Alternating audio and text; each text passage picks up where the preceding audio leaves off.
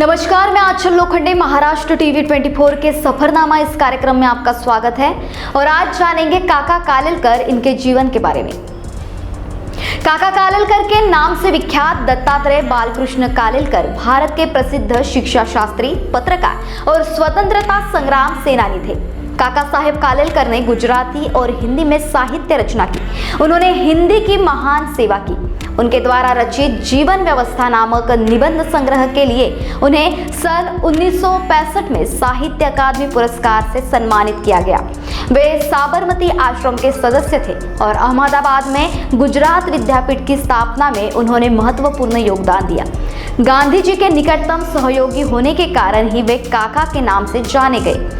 वे सर्वोदय पत्रिका के संपादक भी रहे। 1930 में पूना का यरवदा जेल में गांधी जी के साथ उन्होंने महत्वपूर्ण समय बिताया। उनका जन्म 1 दिसंबर 1885 को महाराष्ट्र के सातारा में हुआ था तथा मृत्यु 21 अगस्त 1881। परिवार मूल रूप से कर्नाटक के करवार जिले का रहने वाला था और उनकी मातृभाषा कोंकणी थी, लेकिन सालों से गुजरात में बस जाने के कारण गुजराती भाषा पर उनका बहुत अच्छा अधिकार था और वे गुजराती के प्रख्यात लेखक समझे जाते थे। जिन नेताओं ने राष्ट्रभाषा प्रचार के कार्य में विशेष दिलचस्पी ली और अपना समय अधिकतर इसी काम को दिया, उनमें प्रमुख काका साहब कालेलकर। उन्होंने राष्ट्रभाषा के प्रचार को राष्ट्रीय कार्यक्रम के अंतर्गत माना है। दक्षिण भारत हिंदी प्रचार सभा के अधिवेशन में भाषण देते हुए उन्होंने कहा था, हमारा राष्ट्रभाषा प्रचार एक राष्ट्रीय कार्यक्रम है। उन्होंने पहले स्वयं हिंदी सीखी, फिर कई वर्ष तक दक्षिण में सम्मेलन की ओर से प्रचार कार्य किया। अपनी सूझबूझ, विलक्षणता और व्यापक अध्ययन के कारण उनकी गणना प्रमुख अध्यापकों और व्यवस्थापकों में होने लगी। हिंदी प्रचार के कार्य में जहां कोई दोष दिखाई देते अथवा किन्हीं कारणों से उसकी प्रगति रुक जाती, गांधी जी काका कालेलकर को जांच के लिए वही भेजते। इस प्रकार के नाजुक काम काका कालेलकर ने सदा सफलता से किए। इसलिए राष्ट्रभाषा प्रचार समिति की स्थापना के बाद गुजरात में हिंदी प्रचार की व्यवस्था के लिए गांधी जी ने काका कालेलकर को चुना। काका साहब की मातृभाषा मराठी थी। नया काम सौंपे जाने पर उन्होंने गुजराती का अध्ययन प्रारंभ किया। कुछ वर्ष तक गुजरात में रह चुकने के बाद गुजराती में धारा प्रवाह बोलने लगे। साहित्य अकादमी में काका साहब गुजराती भाषा के प्रतिनिधि रहे। गुजरात में हिंदी प्रचार को जो सफलता मिली उसका मुख्य श्रेय काका साहब को जाता है। काका कालेलकर जी का निधन 21 अगस्त 1881 में 96 साल की उम्र में हुआ। आचार्य काका साहब कालेलकर जी का नाम हिंदी भाषा के विकास और प्रचार के साथ जुड़ा हुआ है। 1938 में दक्षिण भारत हिंदी प्रचार सभा के अधिवेशन में भाषण देते हुए उन्होंने कहा था, राष्ट्रभाषा प्रचार हमारा राष्ट्रीय कार्यक्रम है। अपने इसी वक्तव्य पर दृढ़ रहते हुए उन्होंने हिंदी के प्रचार को राष्ट्रीय कार्यक्रम का दर्जा दिया। यरवदा जेल में गांधी जी के साथ थे तो गांधी जी को मालूम था कि काका साहब अपने हाथ से तो कुछ नहीं लिखते और उनके पास कुछ तो कुछ लिखवाने का होता ही है। तो उन्होंने एक दिन काका साहब से कहा, काका मैंने अपना टाइम टेबल बना लिया है, मेरे पास आधा घंटा है, मैं आपको आधा घंटा दे सकता हूँ, अगर आप कुछ लिखवाना चाहते हो तो लिखवाइए, मैं लिख लूंगा। तो काका साहब ने कहा कि भाई बापूजी, मैं तो हमेशा ऐसा ही मूर्ख ही रहा हूँ, लेकिन इतना मूर्ख नहीं हूँ कि आपको भी कुछ लिखवाऊं। तब गांधी जी ने कहा था कि सबको ब्रिटिशरों को मदद करनी चाहिए और उन दिनों सिर्फ 2 आश्रम में से काका साहब और नरहरि भाई, उन्होंने कहा कि हम सोल्जर बनेंगे। मेरी माँ ने ये सुना।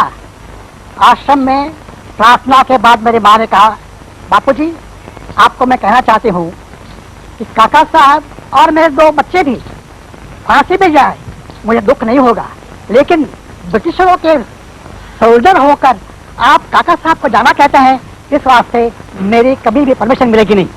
ये सुन के बापूजी खुश हुए और आपको आश्चर्य होगा कि आगे चलकर उन्होंने रिकॉर्डिंग बंद कर दिया। काका कालेलकर उच्च कोटि के विचारक और विद्वान थे। उनका योगदान हिंदी भाषा के प्रचार तक ही सीमित नहीं था। उनकी अपनी मौलिक रचनाओं से हिंदी साहित्य समृद्ध हुआ। सरल और ओजस्वी भाषा में विचारपूर्ण निबंध और विभिन्न विषयों की तर्कपूर्ण व्याख्या उनकी लेखन शैली के विशेष गुण हैं। मूल रूप से विचारक और साहित्यकार होने के कारण उनके अभिव्यक्ति की अपनी शैली थी।